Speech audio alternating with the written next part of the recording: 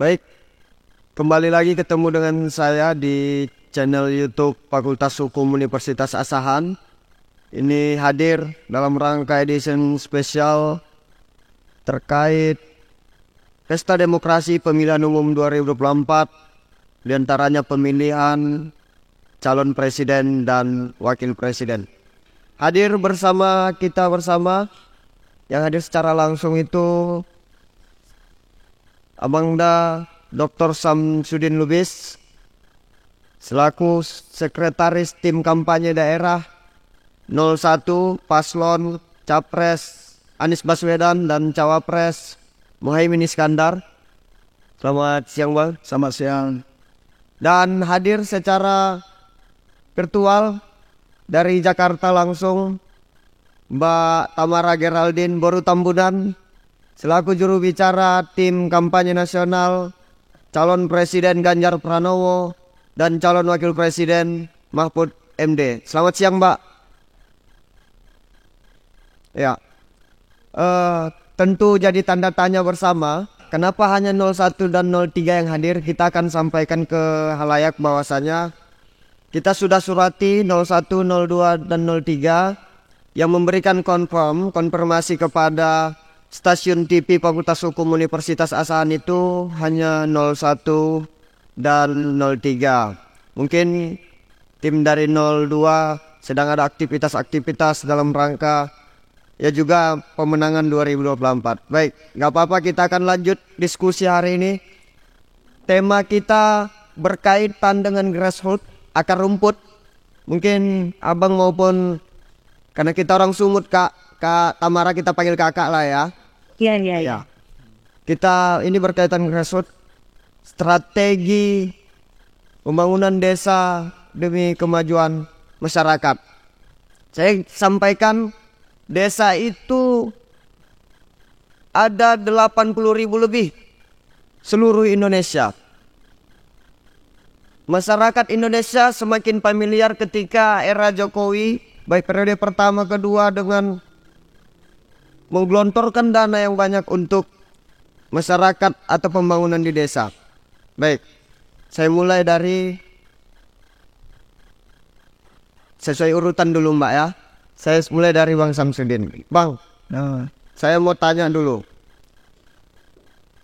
Apa narasi? Ini kan kita akan, ini udah tahapan pada rapat umum ataupun kampanye akbar gitu ya.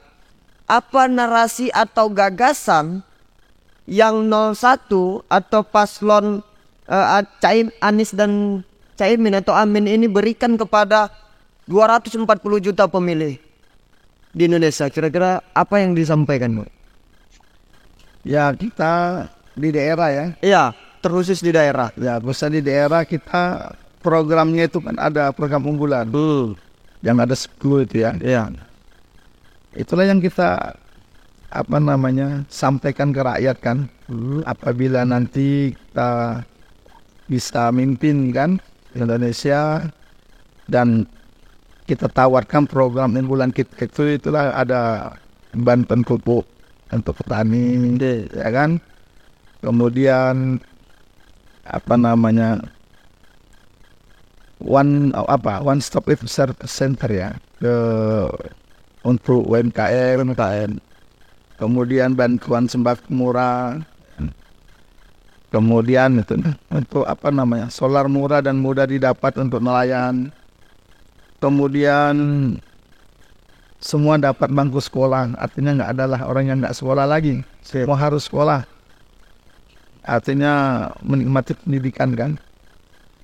Kemudian harga pangan terjangkau, artinya sembako ya, yang gini hari harganya itu ya mahal lah dibilang. Kemudian urusan administrasi itu mudah dan cepat. Nanti kita urusan di kantor dan sebagainya. Kemudian di sini kita ada memberantas judi online supaya tidak ya marah itu. Dan sekarang yang tren pinjol-pinjolnya. Betul. Kemudian BBM, listrik dan LPG murah. Kemudian ada 15 juta lapangan kerja baru. Itu kita unggulkan, itu yang kita apakan ke masyarakat. Itu yang akan ditawarkan ke masyarakat ya. Ya. Oke. Ini masih pengantar dari 01 mungkin Mbak, sebelum serang menyerang gitu kan, saling counter attack gitu ya kan. Coba dulu Mbak, ini kan masyarakat, terutama konteksnya kita yang berada di daerah gitu.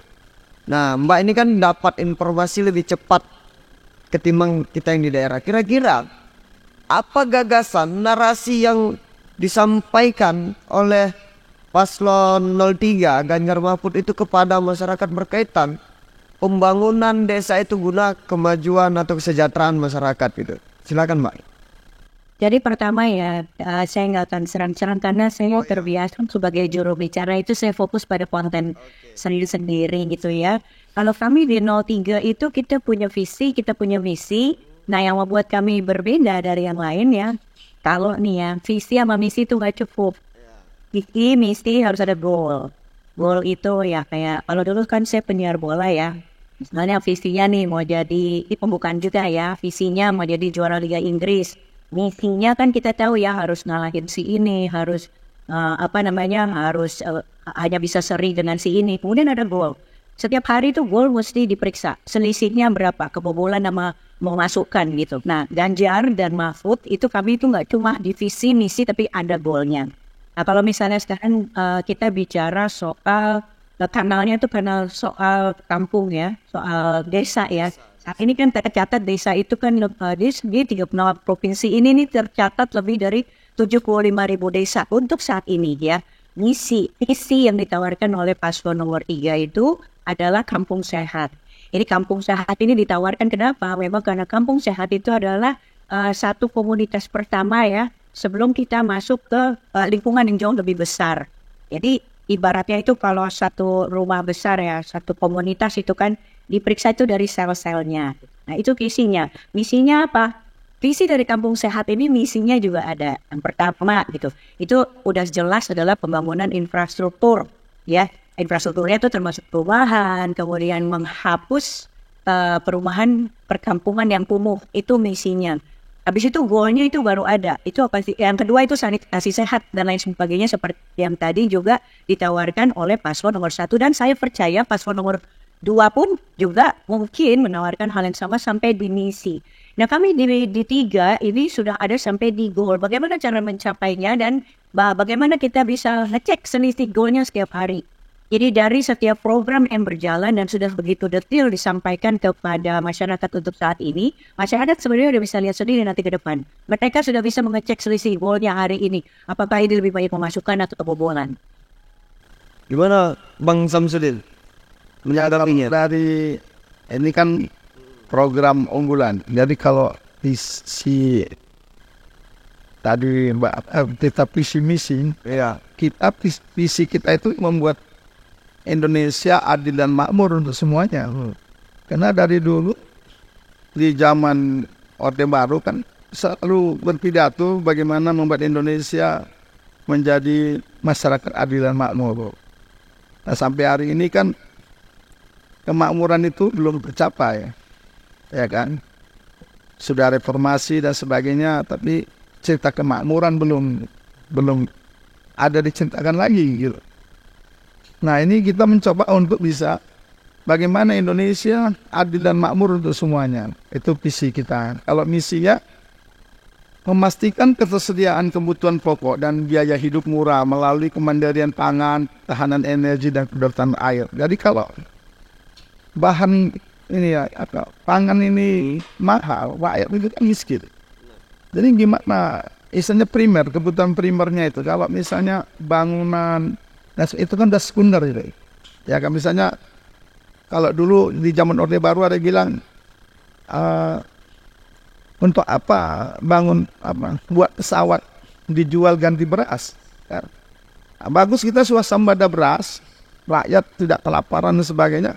Kita punya uang banyak, kita beli pesawat. Oke. Ya kan begitu misalnya. Ini contoh. Jadi ini maksudnya kita bisa.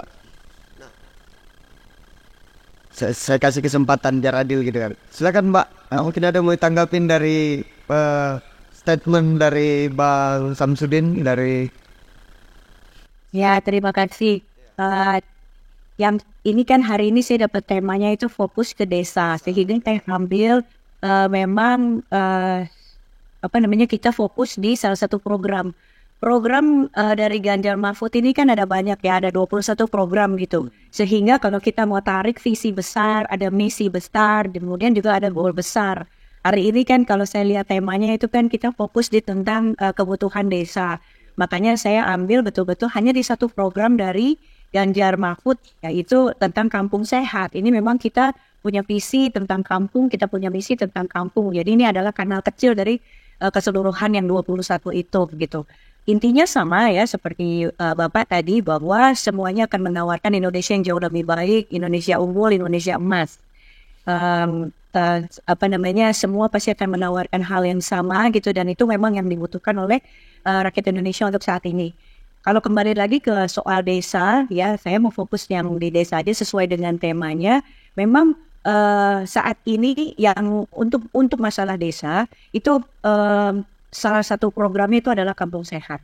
Dan kenapa saya bilang itu tadi, Kampung Sehat ini pun saling berhubungan ya, ada tautannya dengan program-program lainnya gitu. Kalau kita bicara soal desa gitu ya, pasti kita bicara soal Kampung Sehat, itu sehat jasmani dan juga sehat rohani. Kita bisa sakit kapan aja kalau kita itu nggak memperhatikan bagaimana kita memperlakukan jasmani kita gitu. Kita nggak makan secara rutin 3 kali sehari, jasmani juga bisa asam lambung gitu ya. Demikian juga dengan rohani. Sehingga apa? Ini bertautan dengan program yang lainnya. Programnya itu adalah internet gratis. Internet gratis, kemudian ada satu desa, satu fakes, dan juga satu nakes. Itu adalah program yang sangat bertautan gitu dengan program Kampung Sehat itu sendiri. Terus ada juga bertautan dengan program lapangan pekerjaan. Dan itu dikhususkan di desa. Kenapa saya merasa bahwa ini akan berjalan? Paslon yang betul-betul lahir di desa gitu ya. Saya nggak melihat tuh di riwayatnya Pak Ganjar gitu. Dia ada di kota. Dia lahirnya di lereng gunung. Kemudian dia itu orang yang sangat mengerti gitu permasalahan orang yang lahir di desa gitu. Jadi apa yang sekarang diprogramkan, saya yakin itu ada kedalaman rasa dari beliau gitu loh. Dia berbicara di sini sebagai orang yang lahir dari desa. Oke, ini informasi mungkin untuk kedua tim ini. Gitu. Mungkin ini kesamaan ataupun tanda-tanda dalam, saya nggak tahu kenapa yang hadir di 01 dan 03 gitu. Karena paslon 01 sudah datang. Pak Anies sudah datang ke Asahan, Mbak. Dan Pak Ganjar juga datang ke Asahan gitu, ya kan? Kita tunggu yang dua datang. Baik, kita akan fokus, ya kan, tentang bagaimana paslon ini melalui tim, ya kan, melalui juga menyampaikan ke masyarakat, meyakinkan masyarakat bahwasanya program itu masuk akal gitu. Baik, saya kenapa masuk akal gitu? Sehingga dapat dirasionalisasikan, diterima di tengah-tengah masyarakat, sehingga meyakinkan baik calon pemilih 01 maupun 03 ataupun juga 02 kalaupun menonton ini gitu. Saya ingin tanya Bang, karena kita sama-sama wilayah yang di Sumatera Utara gitu. Konkretnya yang saat ini yang ada itu kan dana desa itu sangat digelontorkan banyak. Bagaimana menyikapi? Apakah 01 akan menghentikan program itu atau melanjutkan itu? Atau ada program yang lebih real dari 01 terkait pembangunan desa? Karena 10 tahun ini kan pembangunan itu polanya dari bottom to up. Ya, dari bawah ke atas pembangunan seperti itu. Maka kita mengangkat mengenai desa. Gimana Bang? Ya, kita kembali, desa kan sekarang sudah ada menteri desa, ya kan, dan sudah dianggarkan, dan sudah berjalan, begitu. Nah nanti ini kita evaluasi, nah dalam program kita kan itu nanti ada ketum kita kan lagi ini calonnya wakil presiden kan, ketum kita itu, ya mereka pada waktu itu mengatakan dana desa akan ditambah ke depan jadi 5 miliar yang gitu. Nah sekarang persoalannya masalah penggunaannya ini betul-betul fokus nggak untuk desa kan gitu. Nah nanti kita evaluasi ini kan begitu. Nah ini kalau yang program yang sudah dijalankan itu fokus dana desa itu ditambahkan untuk mendukung pertama penanganan kemiskinan. SMK ini dianggarkan itu maksimal 25%. dari pagu dana desa. Yang kedua, program ketahanan pangan dan hewani itu minimal 20%. Ini yang sudah berjalan ya. Kemudian yang ketiga ada dana operasional pemerintah desa. Ini 3%. Kemudian ada program pencegahan dan penurunan stunting skala desa. Yang kelima, program sektor prioritas di desa melalui bantuan permodalan namanya istilah BUM ya. Badan Usaha Masyarakat itu. BUMDes. Ya, BUMDes ya.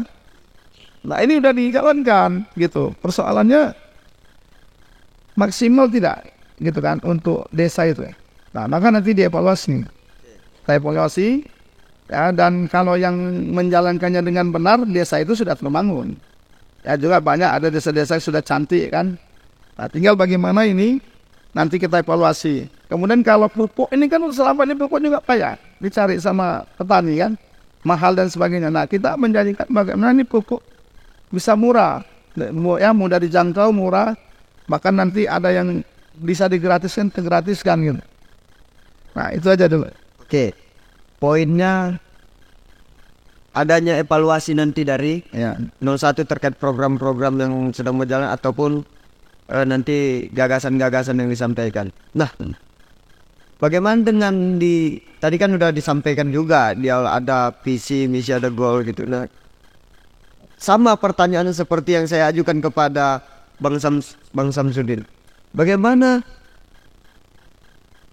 pola pembangunan desa, ya kan? Tadi Mbak bilang kan bahwasanya Pak Ganjar itu lahir orang desa, orang gunung gitu kan. Nah, gimana pembangunan lebih konkret gitu? Pak Ganjar itu sudah, seperti saya sampaikan tadi, sudah juga nginep di desa dan sudah melihat kondisi asahan gitu, sama dengan Pak Anies. Gimana Mbak? Ya, kalau kita lihat ya, ada satu solusi itu di salah satu program itu jelas disampaikan tentang digitalisasi. Jadi dengan sistem informasi yang sifatnya digital, itu kan semua bisa terpantau secara elektronik ya, termasuk juga penggunaan dana-dana yang sekarang itu dialokasikan ke desa. Kalau kita bicara soal rekam jejak, Pak Ganjar ini dia punya rekam jejak aplikasi digital tuh di Jawa Tengah itu luar biasa ya. Jadi saya mulai sampaikan ya di sini, dia punya namanya tuh integrasi single data system ya, untuk SDG. Ini jaringan informasi geospasial di daerah. Jadi tujuannya apa sih? Ini Pak Ganjar itu pernah mewujudkan ketersediaan data statistik ya, geospasial yang dia akurat, terpadu, mudah diakses. Terus ini dijadikan sebagai dasar perencanaan dari beliau untuk segala sesuatunya, pelaksanaan, monitoring, evaluasi, sama pengendalian pembangunan secara terintegrasi. Nah, dari sini tuh kita bisa lihat Pak Ganjar itu tuh dapat penghargaan gitu untuk capaiannya ya di program yang satu ini. Ya, program yang satu ini kalau misalnya diperluas ya daerahnya itu dengan rekam jejak yang seperti tadi, kita itu bisa ngecek gitu. Goal yang tadi saya sampaikan ya, bersiaplah untuk terkejut gitu ya dengan program-program dari Ganjar dan Mahfud ya soal pengembangan desa. Itu nggak cuma dari bagaimana menarik misalnya anggaran dari APBD. Ini nih saya boleh cerita sedikit ya. Waktu saya akan pertama kali saya juga tanya dong ya, kan kontennya mesti bagus, saya juga mesti tahu ini kan kita cari pemimpin ya, bukan malaikat ya kan ya. Kalau kita cari malaikat kan kita sibuk jadi panitia masuk surga. Kalau kita cari pemimpin tuh cukup mana pemimpin yang punya kelebihan lebih banyak daripada keburukannya, that's it gitu kan ya. Nah saya waktu pas saya tanya dong programnya tuh apa. Waktu saya lihat ya untuk desa itu berkesinambungan dan berkaitan. Kenapa? Kalau kita bicara program soal pengembangan desa, itu yang tadi saya bilang, sistemnya tuh udah ada dan itu terintegrated dan itu sifatnya digitalisasi. Kemudian bicara tautannya tuh apa? Tautannya itu secara langsung ketika desanya terbangun, terus langsung ditaut dengan program-program lainnya. Ada satu sarjana di satu keluarga miskin. Gak ada tuh orang miskin sudah pasti keberpihakannya ada di desa gitu. Terus ketika kita bicara di desa itu lebih banyaknya apa sih? Ekonomi biru. Di sana juga ada petani dan juga ada nelayan gitu. Nelayan, udah gitu udah ada lagi langsung satu program ya. Programnya apa? Nanti penghapusan kredit macet gitu dari para nelayan-nelayan itu tadi. Sehingga apa? Dengan pikiran yang sehat, dengan pikiran yang bersih, itu secara rohani mereka udah bisa starting from zero, dari nol lagi. Untuk apa? Untuk jadi desa yang jauh lebih baik dan bermartabat. Tapi masalahnya yang di belakang tuh coba diselesaikan dulu sama Pak Ganjar dan juga Pak Mahfud. Terus ada program petani bangga bertani, kemudian di Laut Kita Jaya, nelayan sejahtera, itu baru satu. Nah kalau bicara soal ini lagi ya, boleh berbangga gitu ya. Di paslon nomor 3 ini, Ganjar dan Mahfud, mereka itu nggak melulu bilang bahwa program-program ini akan mempengaruhi anggaran pendapatan belanja daerah atau negara. Saya kemarin tuh kan ngomong gitu ya, ini gimana sih cara bikin 10 juta hunian? Wow, dahsyat saya bilang kayak gitu kan ya. Wah ini bicara uang berapa nih? Kemudian Pak Mahfud tuh cuma ngomong gini, saya 4 tahun nih katanya gitu kan. Jadi total kita nanti punya budget untuk bikin misalnya 10 juta hunian gitu. Itu 750 triliun untuk 10 juta hunian.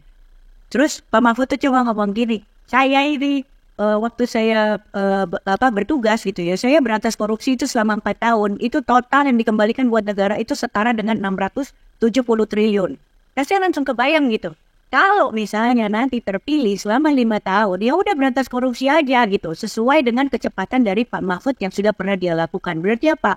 750 triliun dari korupsi, dari kasus korupsi yang bisa diselesaikan. Kalau mereka dipercaya untuk 5 tahun, itu kan berarti udah nggak perlu musik-musik anggaran belanja. Cukup berantas korupsi aja. Nah ini setara dengan tagline dari paslon ini, gaspol. Gandakan anggaran, sikat korupsi. Jadi nggak melulu tuh kita punya solusi itu dari meningkatkan anggaran, naikin pajak gitu. Dengan kalau nggak salah ya 144 kasus per hari gitu yang bisa ditanganin, kita tuh nyampe tuh 750 triliun dalam 5 tahun, dan itu akhirnya bikin kita bisa punya 10 juta hunian tanpa ganggu anggaran belanja. Mau tanggapi Bang? Oke. Kita Ya, soon. saya nyampaikan informasi juga. Saya menyadur dari website CNN bahwasanya kabar reskrim itu nyampaikan ini desa ini kan menerima dana langsung dari APBN gitu. Ada yang 800 hingga 1 miliar, range-nya segitu. Saya sampaikannya gini, pernyataannya bahwasanya studi banding ataupun BIMTEK itu tanda petik sebagai modus operandi korupsi. Itu pernyataan dari kabar reskrim gitu. Pernyataan kabar reskrim. Tadi Mbak Tamara juga bilang terkait pemberantasan korupsi. Saya yakin paslon-paslon ini nggak ada yang mendukung korupsi. Saya yakin mereka akan mendukung pemberantasan korupsi. Saya yakin dan pasti itu terhadap paslon 1, 2 maupun 3. Nah, bagaimana menyikapi ini? Praktek yang ada di lapangan. Kabar reskrim ini kan pimpinan serse tertinggi di Mabes Polri. Menyampaikan pernyataan itu, ada kemungkinan modus operandi korupsi itu melalui studi banding, kepala desa misal ke Bandung atau ke Bali atau kemana gitu. Sehingga kepala desa tidak bisa berbuat apa-apa karena anggaran itu harus ditentukan untuk ke sana gitu. Dengan oknum-oknum yang bermain harus mulai. Bagaimana menyikapinya itu? Silahkan, saya memilih siapa duluan. Ya kan, tadi saya menentukan siapa yang mau duluan. Sekarang saya bebaskan siapa yang mau duluan. Boleh saya dulu. Boleh Bang, silakan Bang. Nah tadi kan kita ada mengatakan bahwasanya nanti dievaluasi. Iya. Kan gitu. Ya memang terkait bicara itu, ya sebenarnya tadi kabar reskrim di Mabes Polri ya. Iya, kabar reskrim katakan. Ya makanya juga jangan asal cakap juga, karena katanya pun kadangnya mereka juga kadang pemainnya juga. Misalnya contoh, yang diarahkan katanya kan kepala desa ini takut-takuti juga. Nah, macam di sini ada namanya organisasinya itu apa namanya? Papdesi. Itu. Nah itu kan Papdesi itu siapa di belakangnya? Nah, itu yang Papdesi itu siapa di belakang? Nah itu. Nah makanya itu dievaluasi nih, yang nggak benar ya dibubarin aja. Ya kan gitu ya. Nah, kita lurusin itu gitu. Makanya supaya memang betul-betul dana itu yang betul sampai ke desa dan memang untuk pembangunan desa. Jadi pelatihan itu dikurangin lah. Namanya udah dilatih kok masa pelatihan. Masa banyak yang dilatih. Nah, jadi pelatihan itu cukup sekali. Nah, yang udah dilatih tahun ini, tahun depannya ke pelatihan lagi. tahun berikut ini harus belajar lagi, begitu. Nah, jadi ini yang moderator sampaikan tadi terjadi itu. Kepala desa takut, ya kan? Nah, itu. Jadi sebenarnya nggak perlu ada yang ditakuti kalau kita benar. Lalu langkahnya apa bang? Tunggu sebelum abang jawab ya, kita kasih lu kesempatan untuk menjawab pernyataan saya tadi gitu mbak. Silakan. Sebelum dijawab apa langkahnya, silakan mbak. Ya betul itu memang gini ya, yang namanya kita mencuri gitu ya, korupsi itu kan lahir dari sebuah apa ya kekurangan gitu kan. Jadi itu kan desa itu perlu diberdayakan, perlu dicukupi sehingga nggak ada lagi tuh yang curi-curi gitu. Tapi sekali lagi ya, yang akan ditawarkan ya, dan sudah memang ada rekam jejak, yaitu sekali lagi itu soal digitalisasi. Pak Ganjar ini yakin betul gitu dengan sistem informasi yang serba digital ini kita tuh bisa memantau segala sesuatunya secara elektronik dan terdata, termasuk juga penggunaan dari dana desa. Ini kita bicara soal Government Resources Management System ya, GRMS. Itu waktu dibentuk di Jawa Tengah, ini tuh integrasi antar data dalam proses bisnis internal, birokrasi, sistem keuangan, terus keuangannya pemerintah, terus monitoring, evaluasi kerja, segala sesuatunya itu secara real time itu terdata di sana. Nah dengan kayak gitu tuh celah-celah korupsi gitu ya, kolusi, nepotisme segala macam itu bisa diminimalisir. Dan waktu itu berjalan selama pemerintahannya Pak Ganjar, saya mau sampaikan sekali lagi ya, Pak Ganjar ini juga satu-satunya untuk saat ini calon presiden yang beliau itu bukan dari gubernur Jakarta. Bukan dari gubernur Jakarta. Jadi gubernur yang memimpin di daerah itu dia juga berhubungan tidak hanya dengan tingkat 1 ya, ada tingkat 2-nya. Nah di situ ketika dia menjalankan proses ini secara digitalisasi, Pak Ganjar itu bisa membantu Jawa Tengah. Reportnya itu kebocoran anggaran APBD di tahun 2018 saja itu sampai 1,2 triliun. Nah itu tuh jumlah, kalau di data itu adalah jumlah terbanyak dalam skala nasional. Jadi waktu itu terwujud, nah saat ini masih tercatat di rekod terwujud pemerintah Jawa Tengah yang transparan dan juga accountable untuk sampai saat ini. Dengan penghargaan dan pencapaian itu, maka dengan jejak rekam digital yang satu itu, maka paslon nomor 3 itu percaya betul ini juga bisa diaplikasikan untuk skala yang lebih besar, skala nasional. Oke. Mau abang jawab tadi langkah-langkahnya kira-kira dari 01 terkait, apalagi tadi aku sampaikan bahwasanya Amin ini jangankan 1 miliar, 5 miliar dana per desa yang akan ditambahkan gitu tadi bang ya. Yang 1 miliar aja potensi rawan gitu kan, sekelas kabar reskrim yang menyampaikan pernyataan itu gimana bang? Ya makanya nanti kita evaluasi. Yang nyampaikan ini pun harus periksa juga bawahnya, harus periksa juga ya. Oke. Saya pula ngomong-ngomong aja, kita harus komitmen. Kalau memang A katanya A gitu ya kan, jangan di publik aja bicara A, di balik layar tidak begitu.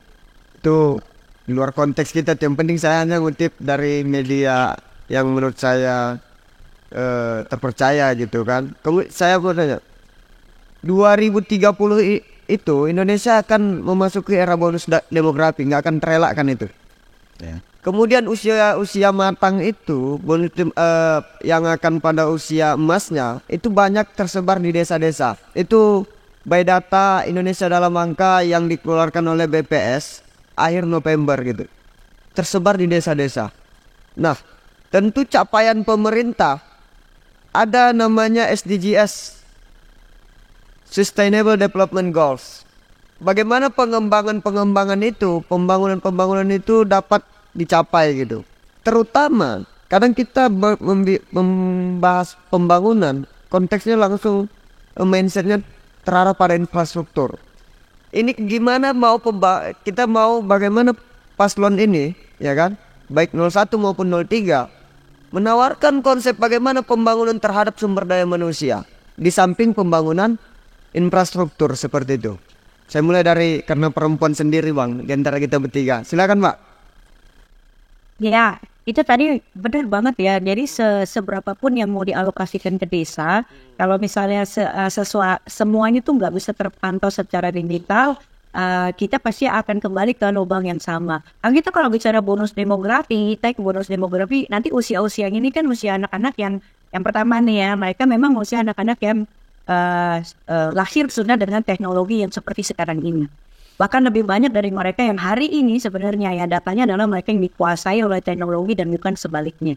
Gitu loh. Harusnya kan kita yang menguasai teknologi. Kita sekarang berhadapan dengan anak-anak muda yang nggak punya kurang kontemplasi gitu. Hari ini kan anak muda nggak perlu nunggu ya. Bapak pasti setuju sama saya. Kalau kita dulu kan ya mau cari buku kita nunggu dulu pergi ke perusahaan gitu. Nanti perusahaannya kan belum tentu buka tuh kalau sore lagi sampai paginya. Jadi kami ini memang dilahirkan di era penuh perenungan gitu, kontemplasi suruh nunggu. Anak-anak sekarang kan informasinya masif dan deras. Berarti apa? Mereka itu adalah anak-anak yang kadang-kadang mereka punya ideologi, mereka punya keputusan itu berdasarkan cuplikan-cuplikan yang mereka lihat dari cuplikan ya, reels lah 1 menit 30 detik gitu. Nah, memanfaatkan itu kita juga nggak bisa, hari ini kita udah nggak bisa lawan gitu. Memang kita udah hidup di era yang memang seperti itu, digitalisasi. Sehingga apa? Digitalisasi itu harus jadi teman dan juga rekanan. Ada satu program ya yang sudah dijalankan juga oleh Pak Ganjar itu ya, cari BDT, basis data terpadu. Ini tuh program berbasis teknologi. Dan ini tuh memang sangat tepat sasaran untuk apa? Untuk nanti bonus demografi, untuk anak-anak generasi milenial dan juga Gen Z gitu ya. Ini akan mempermudah masyarakat dalam mencari. Ya kan ya, semua program sekarang tinggal 1 klik gitu. Mau cari, mau cek bansos, mau apa, segala sesuatunya gitu ya. Termasuk juga untuk bantuan-bantuan dan hak-hak orang desa-desa miskin dan tertinggal. Itu tuh mungkin nanti akan bisa dipantau, harusnya bisa dipantau lewat teknologi itu. Nah ini kan perlu satu kesatuan yang bisa didata, aksesnya itu 1 pintu. Ganjar sama Mahfud itu punya yang namanya KTP Sakti. Jadi itu tadi saya bilang bertautan.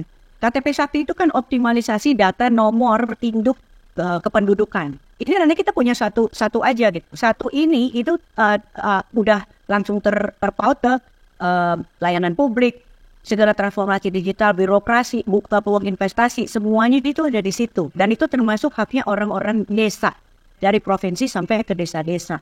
Dengan KTP Sakti itu kita jadinya bisa menyalurkan segala sesuatu itu tepat sasaran. Dan semua orang bisa ngaku miskin gitu. Dari situ terdata dia tuh punya apa aja. Di KTP Sakti itu semuanya terbaca. Nah itulah yang ditawarkan gitu untuk meningkatkan kemajuan desa, tapi sekaligus juga mengunci kemungkinan bocor orang berbuat jahat, korupsi, nepotisme dari hal-hal yang kita nggak mau lagi untuk Indonesia emas kita besok di bonus demografi. Kebal, gimana terkait statement saya sampaikan tadi? Tadi ada menyinggung masalah SDM ya. Ya, pembangunan itu kadang kita kan fokusnya pembangunan infrastruktur. Kadang mau terlewatkan ini pembangunan sumber daya manusianya. Gimana? Ya, itu kan di anggaran desa kan sudah ada persen-persennya ada. Sekian persen. Tadi sudah saya sebutkan kan. Misalnya buat untuk dana operasional 3%, udah persen-persen. Kembali kalau masalah cerita SDM, sumber daya manusia, ini kembali ke pendidikan. Nah kan gitu ini, sumber daya manusia. Nah kita di sana kan ada tadi saya katakan program unggulan ada 10. Nah di sana ada di pendidikan kita semua dapat bangku sekolah. Bahasa semua dapat bangku sekolah itu jangan sampai lagi ada orang yang nggak sekolah. Nah hari ini kalau kita lihat, kita periksa, pasti ada yang nggak sekolah lagi. Enggak, menikmati pendidikan. Ada banyak ini.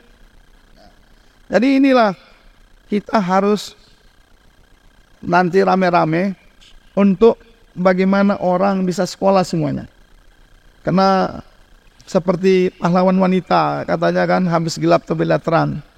Dulu kan wanita ini dilarang sekolah, zaman itu gitu. Setelah ada pejuang daripada beliau kan, wanita habis gelap terbit terang, Ibu Kartini, dari Najeng Kartini, maka lahirlah kepala sekolah wanita sampai presiden dan astronot ya kan wanita. Nah itu kan pendidikan.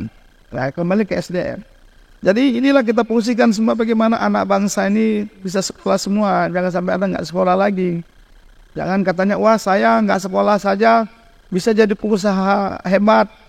Nah, kan masalahnya bukan masalah sekolah ini harus jadi pengusaha hebat, bukan gitu. Itu masalah SDM ya kan. Sebenarnya manusia itu masalah Kita yakin dan pasti tahu semua kalau untuk meningkatkan sumber daya manusia itu kan pendidikan. Ya.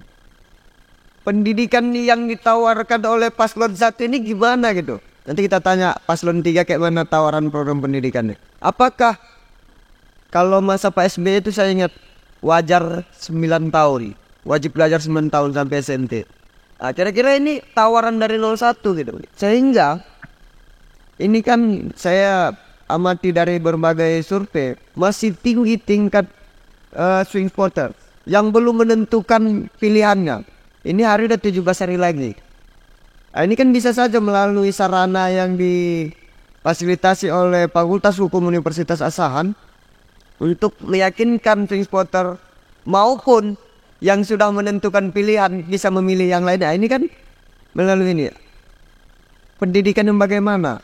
Jenjang pendidikan bagaimana? Atau gelontorkan beasiswa atau bagaimana? Dari 01. Dan saya tanya sama Kak Tamara juga. Gimana, Bang? Ya kalau kita kan tadi cita pendidikan ini panjang dari mulai TK dan setelah ini PAUD ya kan sampai ke perguruan tinggi. Jadi itu namanya ada sekolah namanya formal dan non formal. Nah kalau cita formal ini itu kan tadi sudah katakan. Jadi itu nanti sudah ada yang sudah baik nanti dikategorikan itu dipertahankan. Jadi yang nggak baik itu nanti kita revisi kita ganti yang terbaik. Nah, kalau dulu misalnya ada istilah pelajaran ini udah nggak diadakan lagi, ya itu kalau untuk apa kita ingat pelajaran itu kembali lagi, ya kan? Misalnya pelajaran agama nggak ada lagi, kata misalnya kan, nah itu kan salah satu yang membuat, ya kan? Nah misalnya itu nanti kita kembalikan misalnya gitu. Kemudian kita pertahankan ini lagi nanti kita bangun pendidikan non formal itu yang kursus-kursus itu ya. Misalnya anak itu dilatih 6 bulan, 3 bulan jago bahasa Inggris, ya kan? Ali montir dan sebagainya kan gitu. Ya itu tadi juga diperkuat program paslon 1 ya, memperkuat pendidikan formal dan non formal. Ya itu ya. Jadi Mbak Tamara, gimana terkait pendidikan ini sangat urgent, Mbak. Tingkat pendidikan kita tuh ranking 7 se-ASEAN, rendah, Mbak. Sedih kita. Silakan, Mbak. Ya, saya juga hari ini tuh saya mahasiswa dan saya juga pengajar. Saya Alkitab. Jadi kalau kita lihat ya program pemerintah sejak tahun 2015 itu ada yang namanya wajib belajar. Wajib belajar itu durasinya 12 tahun ya Mas ya. Ya kita sama-sama dari Medan. 12 tahun itu kan berarti kita bicara soal SD ya wajib, terus SMA dan SMP dan juga SMP gitu ya. Berarti itu apa? Kalau dikatakan wajib belajar itu sudah merupakan tanggung jawab pemerintah. Jadi kalau hari ini itu dijadikan program, itu sebenarnya bukan program. Itu mau berjalan. Itu bukan program. Itu tidak pantas untuk dikatakan itu adalah bagian dari tawaran program dari siapapun paslon hari ini. Gitu. Nah, kalau kita bicara program yang ditawarkan oleh paslon nomor 3 itu jelas itu setelah jenjang berikutnya. Setelah tidak ada lagi kata wajib. Tapi tetap yang namanya pembangunan pendidikan itu kita harus setara dengan negara-negara lain dan itu bicara soal kuliah di program dari 21 program yang ditawarkan oleh Ganjar dan juga Mahfud itu ada satu sarjana di satu keluarga miskin itu yang ditawarkan. Nanti ketika program ini berjalan harus ada. Ini kan saya orang Batak ya, orang Batak itu kan ya saya dapil saya aja ya. Di Sumut 2 itu tuh garis kemiskinannya itu dan yang tidak bersekolah itu banyak banget, anak nelayan dan juga anak petani. Padahal kalau orang Batak tuh ya itu ada kata-kata yang anak kopi di hamkraunau di namoraun au diau itu kan ya. Jadi harus ada satu orang di satu keluarga itu dia harus sekolah benar, harus kerja benar, habis itu dia merantau, dia pulang, dia naikin tuh harkat dan martabat dari satu keluarga, ya kan ya. Nah itu tuh ditawarin oleh Ganjar dan juga Mahfud. Harus ada satu sarjana di satu keluarga miskin, itu satu. Terus tadi Pak Syamsuddin kan juga bilang gitu ya, memang perempuan itu dulu kan kita punya kendala ya, perempuan khusus sekolah, kayak gitu. Perempuan udahlah gak usah tinggi-tinggi, udah di situ aja gitu. Nah saat ini di kami tuh juga ada program yang namanya Perempuan Maju, di mana perempuan itu juga harus dapat kesetaraan seperti laki-laki gitu. Bahkan keterwakilan perempuan sekarang aja ya kuota 30% itu kan angka yang nggak cuma besok itu oh ya udah asal ada gitu. Perempuannya itu sendiri pun harus perempuan yang punya kompetensi dan juga kualifikasi. Dia harus jadi perempuan yang punya kapasitas tinggi gitu. Meritokrasi gitu. Sesuai dengan kompetensinya dia. Nah, itu apa nama programnya? Perempuan Maju. Habis itu adalah apa lagi? Kita tahu gitu ya, kuliah ini juga buat orang-orang nggak cuma nelayan, petani, tapi juga ada yang namanya bantuan-bantuan untuk kuliah buat anak-anak angkatan yang berpangkat rendah, tapi ya yang berpangkat rendah. Kemudian juga ada anak-anak dari kepolisian ya. Pokoknya anak-anak orang angkatan tapi yang pangkatnya rendah. Itu setara juga dengan keluarga miskin. Itu dibantu, itu ada ke programnya. Nah, kalau kita bicara gak cuma itunya aja, pengajarnya itu juga disejahterakan. Ada program ya, apalagi di bonus demografi. Tadi kita percaya nanti kita bicara soal SDM. Hari ini itu yang nanti akan jadi orang-orang penentu di tahun 2030.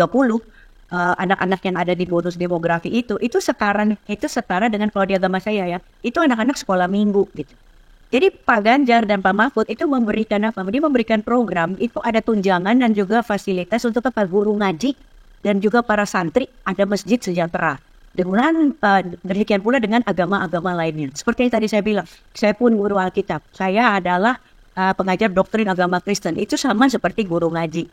Kenapa kita diberikan apresiasi begitu tinggi? Karena Pak Ganjar dan Pak Mahfud bilang, guru ngaji itu adalah orang-orang yang nanti akan memberikan akhlak baik itu untuk anak-anak yang nanti diantar untuk memimpin ketika bonus demografi itu terjadi, sehingga itu jadi manfaat bukan mudarat.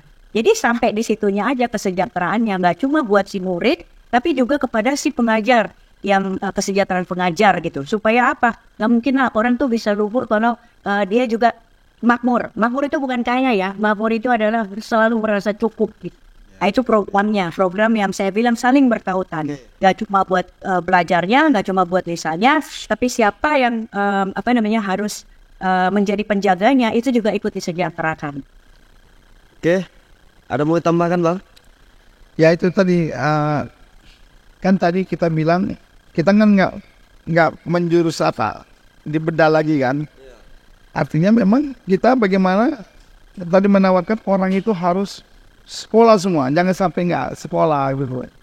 Jadi itu sudah semua lah kita kaji nanti. Ini kan beda lagi nih. Didorong gitu ya. Ya, kita lagi ya. Jadi kita tingkatkan kualitas pendidikan yang penting. Nanti ada sekolah-sekolah yang sudah tren itu kita tingkatkan fasilitasnya kan gitu kan. Nah, itu masalahnya. Jadi masalah juga sekolah kalau tidak berkualitas kan gitu kan. Nah, jadi bagaimana mau bersaing? Nah inilah persaingan itu harus diperlu dengan didamping dengan pendidikan-pendidikan yang berkualitas. Ya. Oke. Ini terakhir ya kan? Karena keterbatasan waktu, saya seru ini kayaknya. 2 aja masih seru ini kan, masih 01 sama 03. Kalau datang informasi yang saya peroleh bahwasanya ada konsolidasi tingkat provinsi di Kota Medan dari 02. Baik. Karena kita udah di penghujung, terbatas waktu ya kan Mbak kan. Mungkin walaupun jamnya mendekati 4:30 tapi Jakarta udah mulai gelap nih kayaknya kan. Walaupun jamnya sama. Baik, saya mulai dari mana untuk closing statement? Karena ini saya minta closing statementnya Pamungkas Jitu. Karena ini H-17. Hari demi hari sangat cepat berlalu. Ya kan, sehingga pemilu yang kita inginkan berlangsung damai dan kondusif. Terpilih pemimpin yang sesuai dengan kehendak rakyat. Saya persilakan, saya coba berlaku adil. Silakan siapa yang mau terlebih dahulu, abang atau kakak? Tutup. Iya, closing statementnya. Dari siapa duluan? Saya kasih. Boleh. Dari Mbak. Dimintakan dari yang hadir secara virtual. Silakan Mbak Tamara Geraldine Boru Tambuna. Terima kasih Bapak, terima kasih ya semuanya ya. Jadi program Ganjar Mahfud kita selalu ada keberpihakan kepada rakyat, dan ini adalah tema yang menarik karena kita bicara soal desa yang sehat. Itu kita mulai dengan program Kampung Sehat gitu. Jatuh sakit itu pasti mencemaskan, sakit itu baik jasmani maupun juga rohani. Ganjar Mahfud adalah satu-satunya paslon yang memberikan program itu soal menitik beratkan pada soal kesehatan rohani juga atau mental health. satu desa harus ada satu fakes dan juga satu nakes. Itu bicara tidak hanya kesehatan jasmani, tapi juga ada kesehatan rohani. Ketika masyarakat mendapatkan layanan kesehatan yang dekat, cepat, murah, yang baik, program ini memang sangat ditujukan untuk masyarakat desa yang tepat sasaran. Pembangunan ini juga kita bicara soal tidak hanya pembangunan infrastruktur, kita bicara juga soal bagaimana menghapus kampung kumuh dengan program kampung sehat dan juga pembangunan sanitasi yang sehat. Dari situ ketika terjadi segala sesuatu yang sehat, maka terjadi juga kebangkitan dari warga kampung yang bisa berdaya buat daerahnya masing-masing. Menanggulangi masalah ini kita akan menciptakan fondasi yang kuat masyarakat yang lebih sehat dan juga produktif. Percayalah kalau kita bicara dari grassroots, kita bicara dari akar rumput, itu kita sudah membangun ketahanan dari kampung yang kalau kita bicara dari satu kampung lainnya, kita bicara ketahanan daerah. Ketika kita bicara daerah bekerja sama dengan daerah-daerah lainnya, kita bicara soal ketahanan nasional. Mari kita bangun ketahanan nasional dari daerah kita masing-masing, dari tempat kita berdiri dengan apa yang kita miliki. Makasih, Tuhan memberkati. Oke, terakhir silakan Bang. Baik, terima kasih. Ya, untuk hari ini saya menyampaikan dari 01.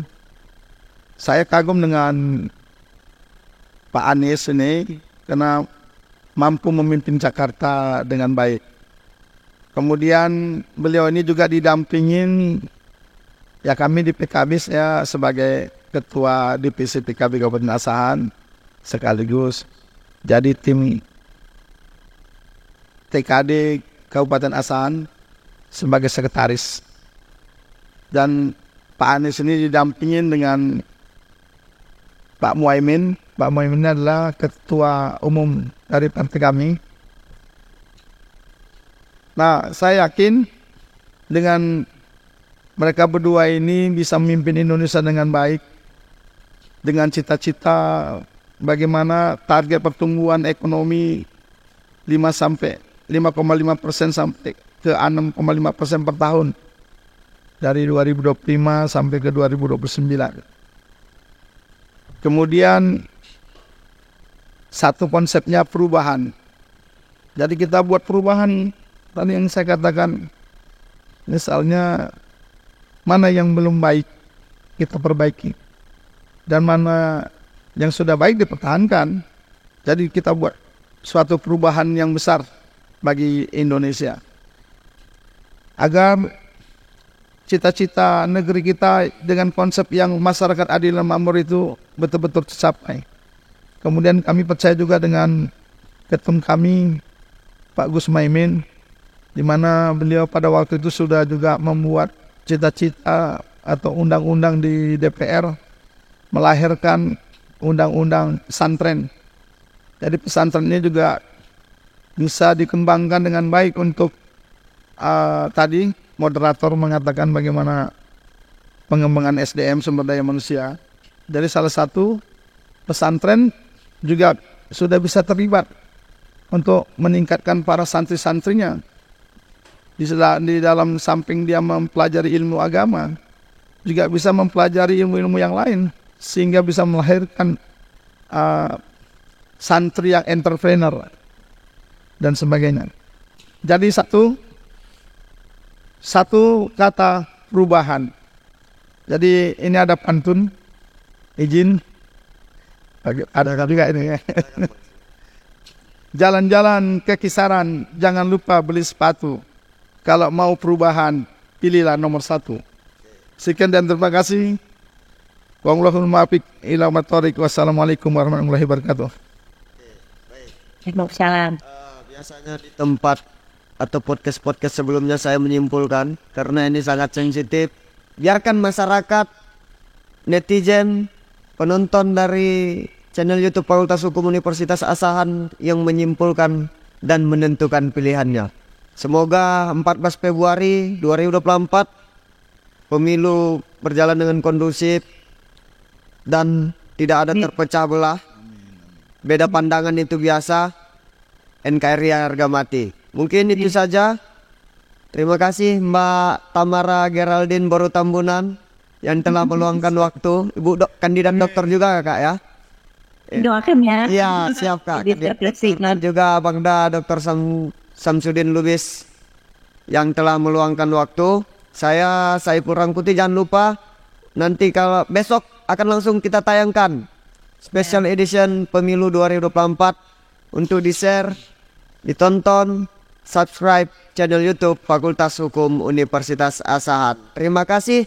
Sampai jumpa pada Sehat ya. Oh ya.